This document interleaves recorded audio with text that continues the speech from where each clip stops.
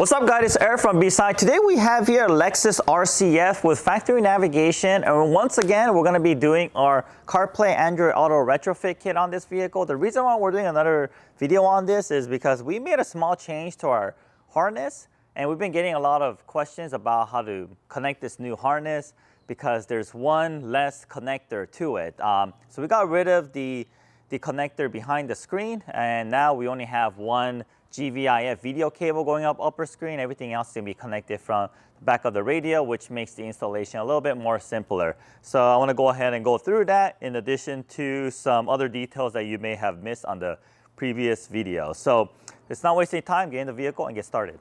All right guys, so now that we're in the vehicle, let me go over some of the tools that we're going to be using.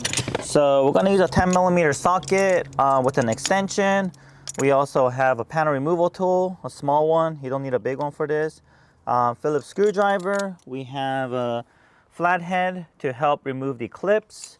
And then we're going to be using a power tool here. It's not necessary. You could use a wrench or a ratchet. You could use a ratchet if you like. We also have here a bigger panel removal tool if we ever need it, but most likely we won't need this. All right, so the first step we're going to do is remove the shift knob. So we're going to push down the shift boot, and we're going to turn this counterclockwise. All right. Okay, and we're going to grab our panel removal tool, slide it under here. Okay, just pull it up, and then just bring it out towards you. I'll do the same for the other side.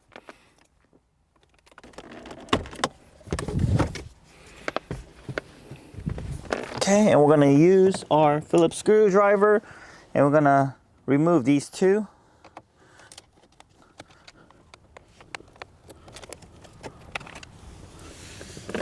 Okay, and we're going to go ahead and pull this out towards you like so. All right, and I'm going to pull this out. Let's go ahead and put it aside where it won't get scratched. We'll do it the same for the other side. Two Phillips screws that we're going to remove, and then I'm going to pull the panel out. And when you're pulling this panel out, take note of the direction of the clips, okay? So you always want to pull towards the clip location. So I'm going to unclip here, clip, and then but when you pull out, you're going to pull out like this, okay? As long as you pull it the correct way, you won't break any clips. All right, next step, we're going to go ahead and move this up. Make sure your e-brake is engaged, and then we're going to pull this up.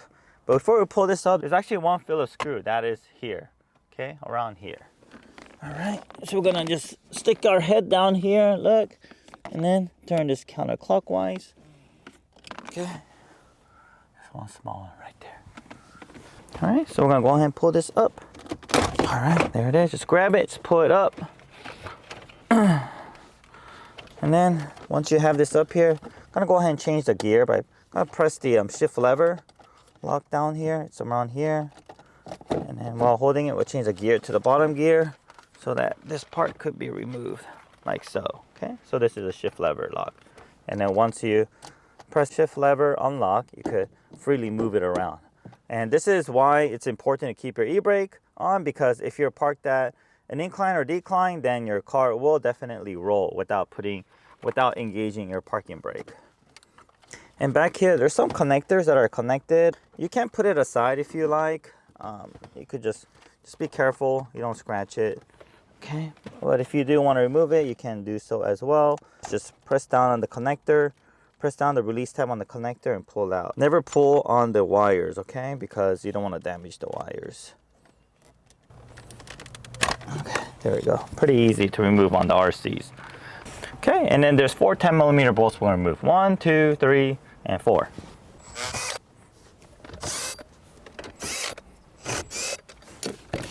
All right, and then let's go ahead and move over to the top of the screen. There's a panel there. We'll go ahead and remove that panel. A little panel removal tool, like so. Let's put it down here. It's gonna pry it up, and then just move it up. There it is. Okay, and there's gonna be 2 10mm bolts. I'll go ahead and remove those.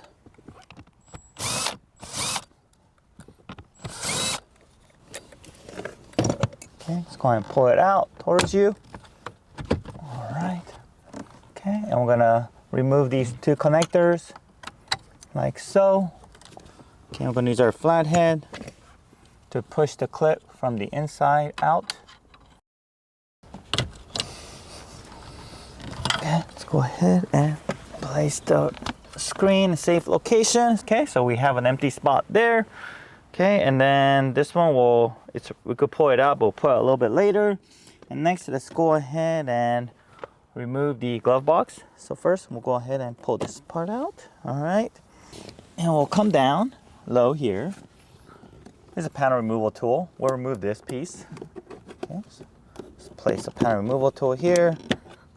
Bring it out.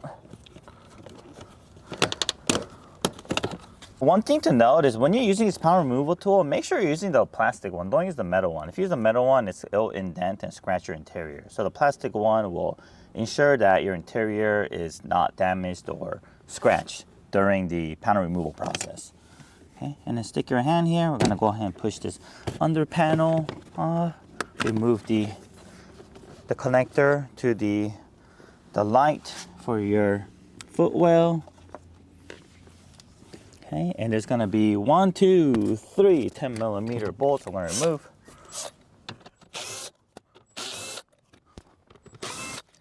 All right, so once those are removed, just place your hand here. We're gonna just pry it out, just be held by clips. Okay, there it is. I'm just set it down here. When you do this, very important, don't close your door. This will scratch it, okay? So don't close your door while this is out. Okay, and we're gonna use our Phillips screwdriver to remove 1, 2, and 3 from the top after we open the glove box.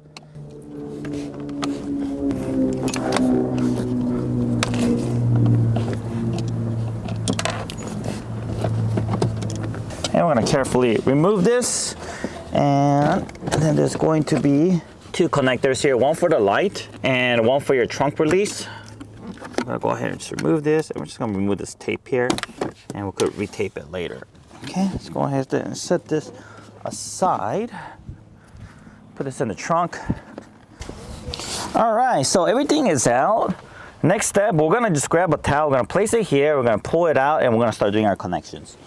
All right, so we're gonna place a big towel here. This is to prevent the shift lever to scratching your radio. Okay, so once we do this, go ahead and just pull this out straight. Okay, and then we're gonna go ahead and pull out the climate controller. Push down on the release tab. All right, sweet. Okay, and here is everything that we need to connect here. We're gonna start off by connecting the GVIF cables up on the upper screen area. So this is a new harness, so we don't have that white connector up there behind the screen. That connector was used to get power for our boxes, but instead we get power from the radio, which makes it easier to route instead of going to the top screen. All right, so here it is. We're gonna go ahead and push this up. It's gonna go and it's gonna come out right here. All right, so we're gonna do one at a time. Okay, it's the first one, and then the second one. All right, here we go.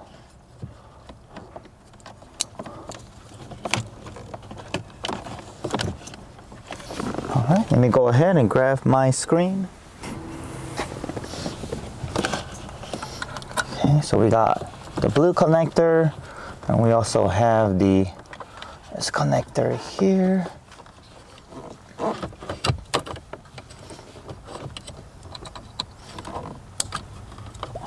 Push this back in.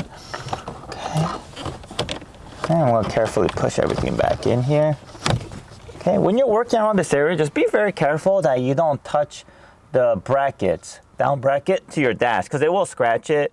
If you want to take the next step to being very careful, you could go ahead and mask this area off with some masking tape or some towel up here, just to prevent you from scratching it. So we're gonna wait until we bolt that back on. So we're gonna come down here. Okay, so we have 2 cables coming down here, which is good. And now let's go ahead and do the connection behind the radio.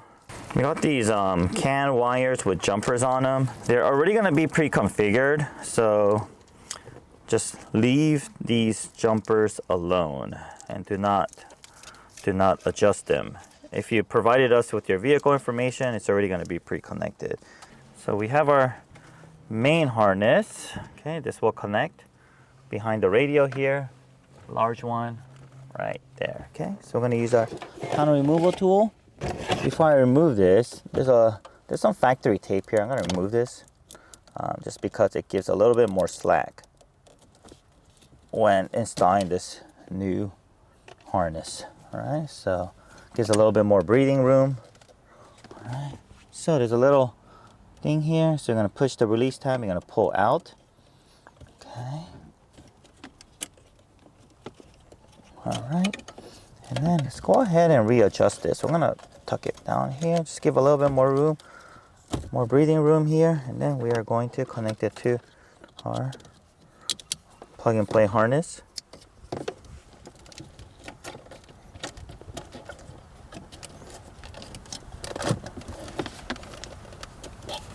All right, there it is. Okay, I'll go ahead and push this back.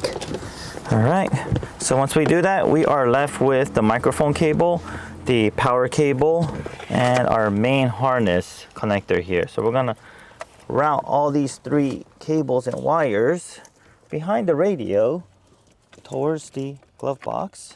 Make sure you go behind this steel beam.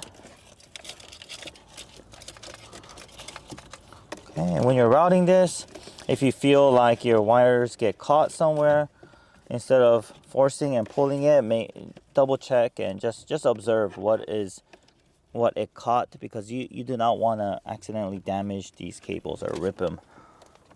Okay, so we got these. I'll leave them out here.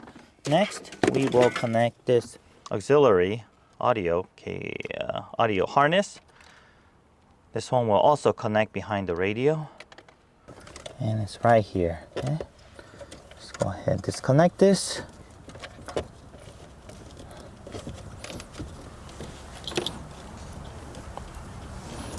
And if you have a hard time connecting this together, just connect it at an angle, and it'll come in pretty. It'll go in easier. Okay. All right. Everything should clip in place and snap in place.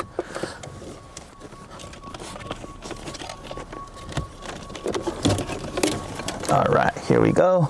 So everything is connected and routed properly. Next, we are going to put this area back. So let's go ahead and reinstall our climate control. Okay.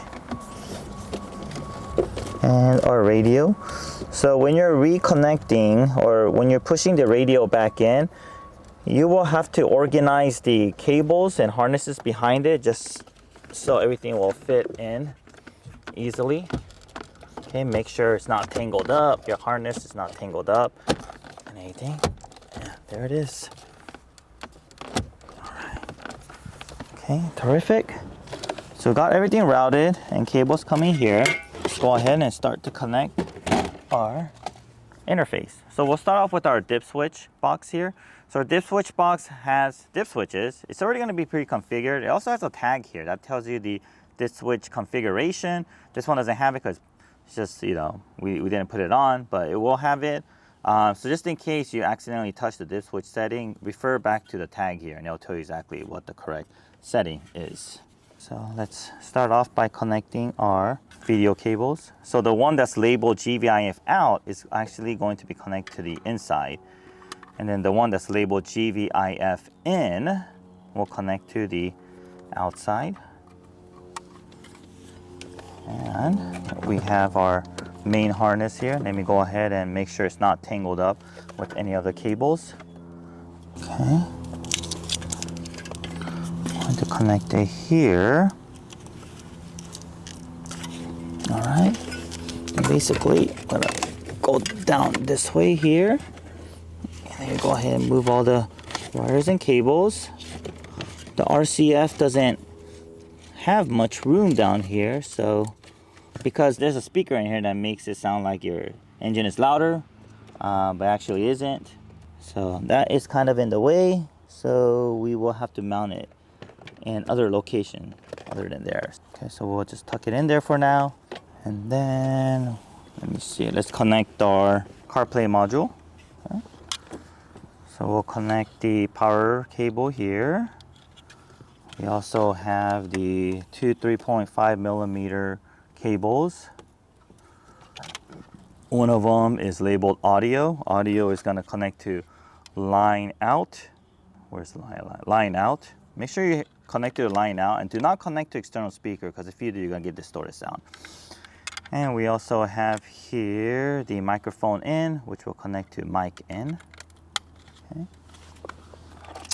And we also have the USB extension cable, which will connect to the only USB right here, USB right here. Okay. And then the USB cable, we're gonna route this back down here. Okay. And we are going to actually route this here, and then later on when we finish our install, we're gonna put it up here. Okay. And then we also have our antenna, which we will connect here, and then we're gonna route this antenna right here. All right.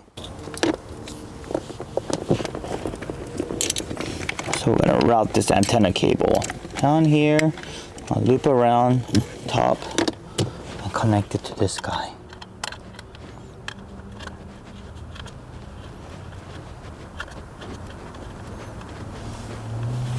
All right. Okay, so we also got our HDMI cable connected here, and then this HDMI cable will connect these two boxes together. This and this, all right? All right, sweet. So everything is connected. Let me go ahead and do a quick test to make sure everything is working, and then we're gonna tidy everything up and reverse order what we just did. Okay, in order to test this, make sure this is connected again, the center controller. First time you turn your car, it might take some time for the screen to load because we just disconnected the power. In our case, it didn't do that because we removed and reconnected pretty quickly. But in your case, the screen might go through a boot up process. So we're gonna first go ahead and select auxiliary on our audio source, and then make sure your volume is at listening level. We are going to just double check our EQ setting. Okay, just want to make sure it's in the middle here. All right, looks good. And once all that's confirmed, press and hold the home button. It'll switch the screen. This is the screen you'll see when nothing is connected. We're just gonna do our connection on using the cable for this quick test before we do the wireless. All right, there's our sound. Track up, track down works. All right, menu. What's the weather? It's currently clear. Terrific. And 65 degrees. And that is working. All right, going back and forth is working. Swipe motion is working. All right, looks like all the functionality is working as it should. Let me go ahead and turn it off. I'm gonna go ahead and tidy up the wires and cables, and then organize my boxes, and then that will conclude our installation. So I'm gonna go ahead and do that now. All right guys, so we went ahead and mounted our boxes, organized our cables. This is how it looks. So the RCF has limited space, so we went ahead and mounted the module here. We're using a double-sided tape right there. And then we went ahead and routed the cables. When you zip tie to the factory cable wire loom. Do not zip tie to this, or else you might have a hard time pushing the glove box back in. And then we went ahead and routed over here. We have the USB extension here. We tucked in the antenna right here, behind here. And then we put our dip switch box behind here. Avoid putting it to the front. There's a lot of heat up there. Over here is better. But when you mount this here, just be very careful with the HDMI connection, okay? Because that's the most fragile part. And be very careful. So even though when you push it over here, that it won't push the HDMI cable in, because if you do that, it'll break off. So just be very, very careful about that. All right, so that's how it looks. And let me continue on putting the car back together.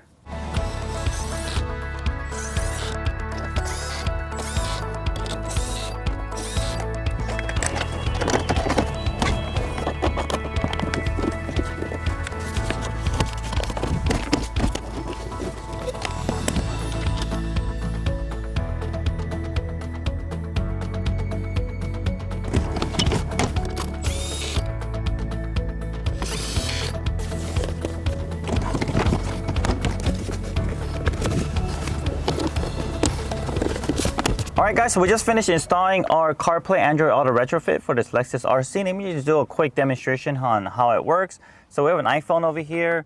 So make sure your phone is connected to the car's Bluetooth. And after you confirm that, make sure in auxiliary. To go to auxiliary, just press the media button. You could just cycle through it until you reach auxiliary. So there it is. Okay, once you're over here, go ahead and make sure your volume's at a listening level and press and hold the home button, and then it'll switch the screen. This is a screen you'll get when nothing is connected. So we'll do our first initial connection. So before we do the first initial connection, there's a setting that we want to double check. So go to your Bluetooth, make sure your Bluetooth connection to the vehicle name is Lexus RC, as you see over here. If you see car multimedia or car accessory, you're gonna press the I button. You're gonna change the name to Lexus RC. This is very important for the call routing to take place. Okay, and then we're gonna go back, we'll go to Bluetooth, and then we are gonna go back to settings. And then we are going to go to accessibility, we'll go to touch. And if you scroll all the way down, this call audio routing, default's gonna be at automatic. Let's go ahead and switch this over to Bluetooth headset. And once you do that, you're gonna go back to your settings and we'll go to general, or CarPlay, and we're gonna go ahead and wait a moment, and then there is our device right there. So go ahead and connect that. I'll go ahead and pair, and we're gonna allow. And once you do that, give it about 5 to 10 seconds, it will automatically connect. And going forward, every time you turn on your vehicle, your phone will automatically connect to the CarPlay device, but you do have to long press the home button for the screen to switch. So there it is. And let me go over some controls with you. So all these controls here you're going to be able to use. The back button works as a back button. Menu button works as a Siri. Should be sunny today. Daytime temperatures. All right, there it is. And if you want to go back to your factory Lexus screen, just press and hold the home button. It'll take you back. Press it again, take you to the screen. And if you want to use your steering wheel control to track up and track down, also works as well. The volume up and volume down also works. The change doesn't show on the screen, but it is changing. Okay, and you can also pick up the phone call and hang up on the phone call as well. So for example, let me go ahead and call myself. This is my other phone I'm picking up. Let me put it on mute, and you could go ahead and hang up using this button. Or if you get an incoming phone call, you could pick up using the phone call pickup button. Okay, pick up. All right, and then I could hang up. Okay, and you can also swipe using this to swipe to different screens. Okay. Okay, and then to disconnect CarPlay, the wireless CarPlay, you're just gonna go and turn off both your Bluetooth and Wi-Fi. Okay, so that will disconnect it. And then if you ever want to use wire connection, you could connect it here. This is where we routed the USB cable. Very hidden from sight, but if you need to use it, you could pull it out like so. And this does charge faster than the factory USB because this is it charges 2 amps instead of the factory 1.5. All right, and then going back to the Android device. Okay, is our Android phone. And to connect this, we're just gonna go to our Bluetooth setting. All right, there it is. I'm gonna select it. And for wireless Android Auto to work, you do have to make sure the wireless Android Auto is turned on the phone, because sometimes it's turned off for some reason. So let's make sure it's turned on. Give it a moment here.